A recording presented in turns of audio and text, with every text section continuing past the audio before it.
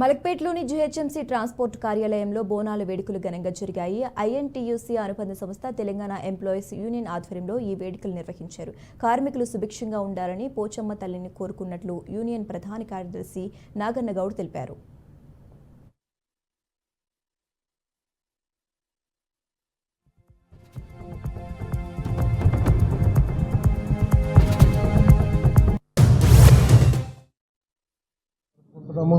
మరి అదేవిధంగా ఇక్కడ ఉన్నటువంటి ట్రాన్స్పోర్ట్లో ఉన్నటువంటి కష్ట సుఖాలన్నీ కూడా మా రాష్ట్ర జిహెచ్ఎంసీ జనరల్ సెక్రటరీ నాగన్న గారికి, మరి అదేవిధంగా మా అడ్వైజర్ యూనియన్కు ఇక్కడ ఉన్నటువంటి కష్టాలు, ఇక్కడ జరిగేటటువంటి అవినీతి ఏ విధంగా జరుగుతుందంటే, పొద్దున్న లేస్తే మనము టిఫిన్కు ఏ విధంగానైతే ఇడ్లీ వడ తింటామో ఆ విధంగా రామ్కి సంస్థ ఈరోజు చెత్తను తింటుంది.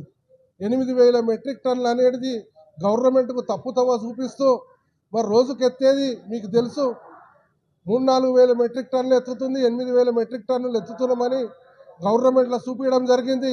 మరి మేము నాగన్న గారు కలిసి మరి మన సిటీ ఇన్ఛార్జ్ మినిస్టర్ గారికి పొన్నం ప్రభాకర్ సార్కు చెప్పడం జరిగింది. ఇక్కడ అవినీతి జరుగుతుంది, ఏ విధమైనటువంటి అవినీతి జరుగుతుందో నా దగ్గరికి తీసుకురండి అని చెప్పిండు. మేము పేపర్ ద్వారా అందిస్తున్నాము.